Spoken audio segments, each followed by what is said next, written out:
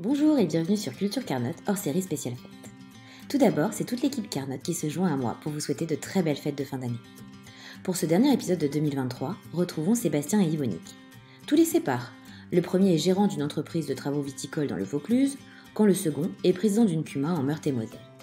Et pourtant, en les écoutant, le point commun entre ces deux témoignages ne pourra pas vous échapper. En effet, ils nous ont spontanément expliqué la facilité d'accès à la formation et à l'information sur Carnot, que ce soit grâce à tous les supports ou grâce à la disponibilité de nos super équipes, l'adjectif super ayant été ajouté en toute objectivité évidemment. Alors on ne pouvait que sauter sur l'occasion et lier ces deux histoires. Allez, c'est parti, on commence avec Sébastien. Bonjour Sébastien, donc je vais vous demander de vous présenter, de présenter votre entreprise, ce que vous faites et votre équipement Carnot. Donc voilà, Sébastien Carme.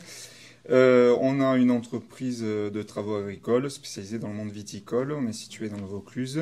On a à peu près une dizaine de chauffeurs. On est une petite entreprise. On avait une organisation en interne pour récupérer les informations et qui était du papier en fait. On réfléchissait à des solutions. Christian qui m'a appelé au travers du Château Maligé pour qui on travaille, qui a présenté le produit et du coup on a pu comparer Process to Wine et Carnot. On a essayé les deux donc. Très vite sur Process to One, on a compris qu'il y avait énormément de formations, que la prise en main n'était pas simple. En tout cas pour nous, elle était pas du tout simple. Et on a tout de suite vu avec Carnot qu'on pouvait rapidement sur la plateforme se débrouiller en autonomie, avoir les premiers tracés, récupérer les parcelles ou avoir déjà les parcelles qui sont sur la PAC sortir. Et donc du coup c'était hyper rassurant et du coup ça donnait envie de continuer avec ça. Et puis dès qu'on allait essayer un peu Process to Wine, d'un seul coup on était un peu bloqué, c'était trop compliqué. Sûrement un super forcément un super produit parce qu'ils en vendent, mais pas adapté pour nous. Ok, donc du coup, le bénéfice aujourd'hui apporté par Carnot et surtout la perception que vous avez de Carnot, c'est la simplicité. Oui.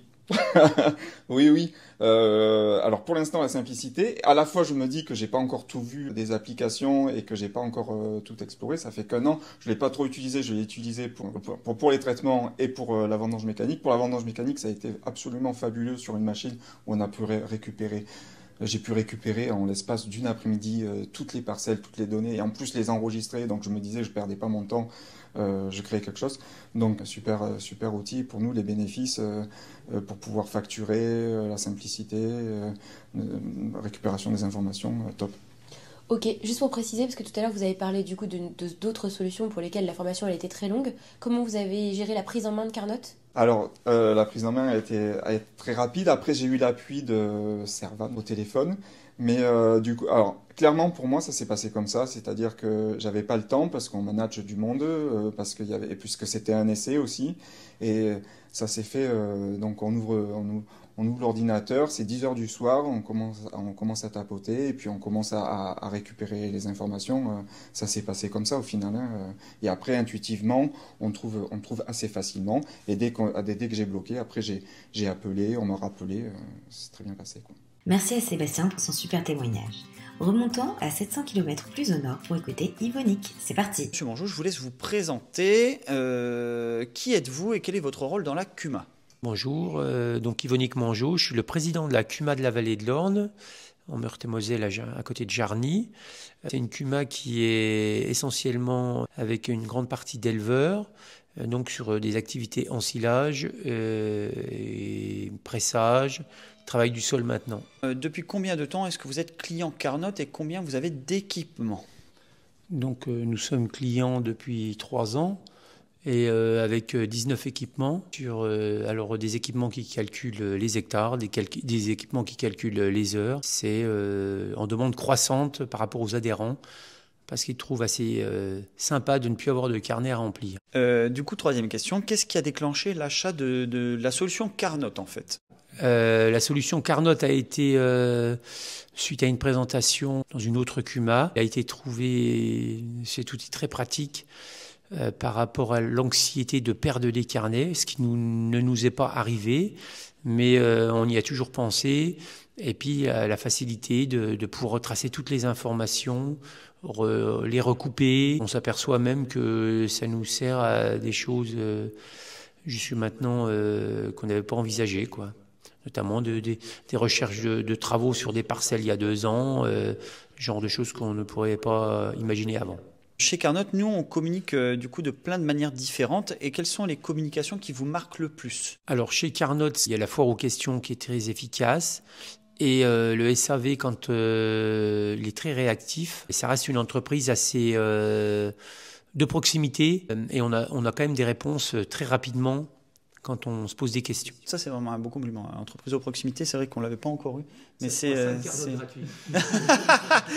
on s'arrangera pour le paiement après. Mais du coup, non, c'est vraiment intéressant de dire qu'on garde en fait cette proximité, comme vous dites finalement, oui. Et que quand vous appelez Laura, vous savez que vous avez Laura. Quand vous appelez au SAV, vous avez Damien. Et on voit que c'est encore que c'est pas la multinationale et qu'on est renvoyé 10 fois à droite à gauche. Oui. Enfin, ça répond vite.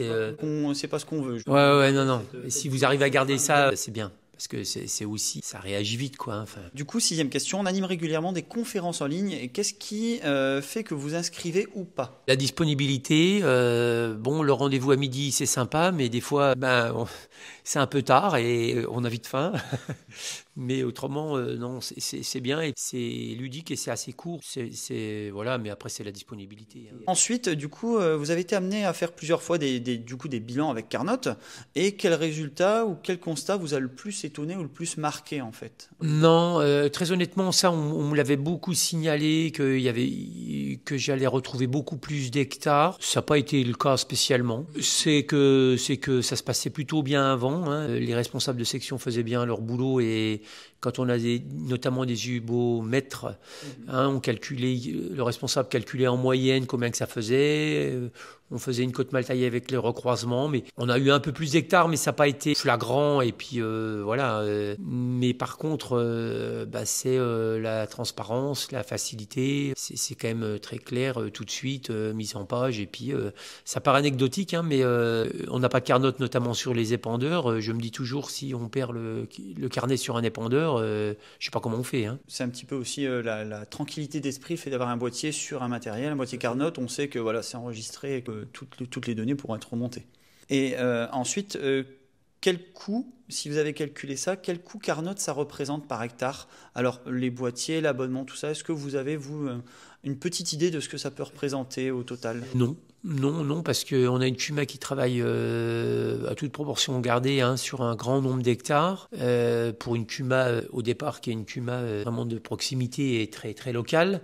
Donc on est quand même pas mal de gens à travailler fort avec la CUMA, mais non, on n'a pas fait de calcul. Et admettons, est-ce que vous avez une petite idée de en combien de temps Carnot s'était amorti? Est-ce que c'est tout de suite parce que c'est le prix de la tranquillité ou est-ce qu'il a fallu un petit temps pour qu'on voit les bénéfices, qu'on puisse en tirer?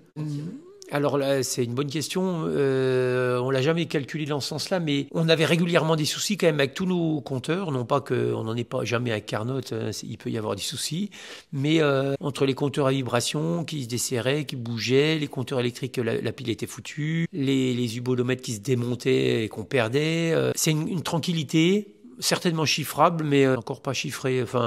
Ok.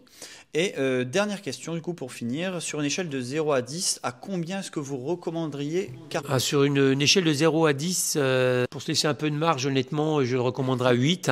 Oui. Parce que, honnêtement, on peut progresser et s'améliorer, mais c'est vraiment une tranquillité d'esprit qui n'a pas de commune mesure avec les Carnot. Ok, écoutez, monsieur Mangeot, je vous remercie beaucoup. Merci beaucoup à Sébastien et Yvonique de nous avoir reçus et de nous avoir raconté leur quotidien avec Carnot. Si vous aussi vous avez envie de témoigner, n'hésitez pas à nous contacter directement. En attendant, nous vous souhaitons encore de bonnes fêtes et à très vite pour un nouveau Culture Carnot.